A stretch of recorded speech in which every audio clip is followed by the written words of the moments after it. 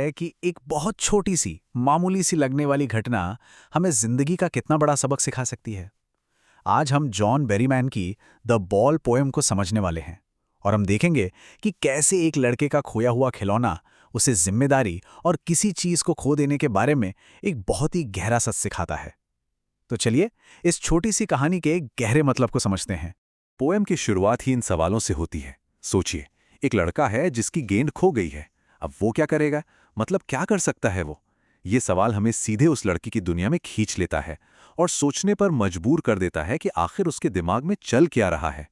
तो चलिए कहानी के पहले हिस्से को देखते हैं। यहाँ पर एक बहुत ही सीधी सादी लेकिन उस लड़के के लिए एक बहुत बड़ी घटना होती है। उसकी गेंद खो जाती है। इमेजिन कीजिए, एक गेंद है जो मजे में बिना किसी फिक्र के उछल रही है, गली में आगे बढ़ती जा रही है। एक पल के लिए सब कुछ एकदम परफेक्ट लगता है ना? सब कुछ कंट्रोल में है। ये उस तूफान से ठीक पहले वाली शांति है। और फिर अचानक एक ही झटके में सब बदल जाता है। वो गेंद जो अभी अभी इतनी खुशी से उछल रही थी, अब पानी में है, हमेशा के लिए चली गई।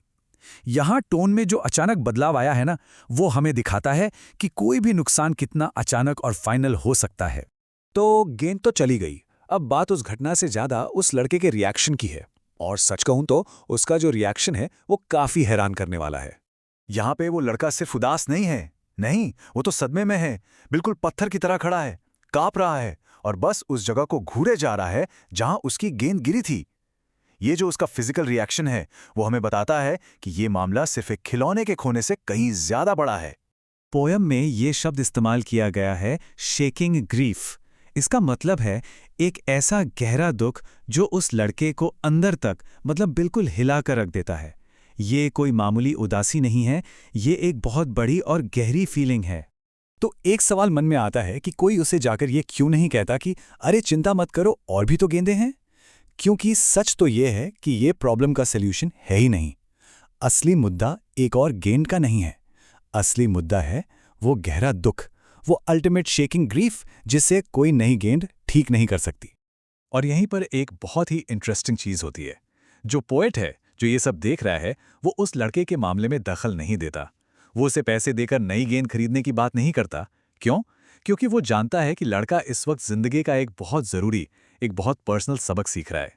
और यहीं हमें इस पोएम का सबसे जरूरी आइडिया मिलता है। ये सिर्फ एक एहसास नहीं है, ये सीखने का एक तरीका है। पोएट इसे एक बड़ा फैंसी नाम देते हैं, द एपिस्टेमोलॉजी ऑफ लॉस, या कहें नुकसान का ज्ञान शास्त्र। तो ये जो भारी भरकम शब्द है ना, नुकसान का ज्ञान शास्त्र, इसका मतलब बहुत सीधा सा है। इसका मतलब है कि ये पहली बार है जब वो लड़का सच में ये समझ रहा है कि किसी ऐसी चीज को खोना कैसा होता है जिसे पैसे से या किसी भी तरह वापस नहीं पाया जा सकता। ये ज्ञान उसे किताबों से नहीं बल्कि जिंदगी के तजुर्बे से मिल रहा है। तो चलिए देखते हैं कि इस एक्सपीरियंस से वो लड़का कौन से 3 जरूरी सबक सीख रहा है। पहला, वो अपनी पहली जिम्मेदारी को महसूस कर रहा है, शायद अपनी चीजों की देखभाल करने की जिम्मेदारी। दूसरा, वो ये कड़वा सच सीख रहा है कि चीजें खो जाती हैं और ये जिंदगी का हिस्सा है। और तीसरा, वो समझ रहा है कि पैसा बाहरी है। और असल में यही तो इस सबक का सार है। पैसा आपको नई चीजें तो खरीद कर दे सकता है, एक नई गेंद भी दिला सकता है, लेकिन उस पुरानी गेंद से जुड़ी जो यादें थीं, जो एहसास था, उसे वापस नहीं ला सकता। कुछ नुकसान इतने इमोशनल होते हैं कि उनका कोई फाइनेंशियल सोल्यूशन होता ही नहीं। यही वो सबक है जो लड़का सीख रहा है। तो अब हम इस लड़की की कहानी के आखिरी पड़ाव पर आते हैं, जो हमें हिम्मत और मुश्किलों से लड़ने की ताकत के बारे में एक बहुत ही पावरफुल मैसेज देता है। पोएम की ये आखिरी लाइनें सच में बहुत पावरफुल हैं। लड़का सिर्फ नुकसान के बारे में नहीं सीख रहा है, वो ये सीख रहा है कि नुकसान के बाद फिर से कैसे खड़ा हुआ जाए। ये एक ऐसा सबक है जो हर इंसान को अपनी जिंदगी में कभी ना कभी सीखना ही पड़ता है। तो इस पूरी पोएम का निचोड़ क्या है? ये सिर्फ एक गेंद के बारे में नहीं है, ये उस स्किल को सीखने के बारे में है जिसे हम सभी को एक्सपीरियंस के जरिए सीखना पड़ता है, और वो है रेजिलियंस, यानी मुश्किलों और नुकसान का सामना करने के बाद भी जिंदगी में आगे बढ़ते रहने की क्षमता। और अब ये सवाल हम सब के लिए है।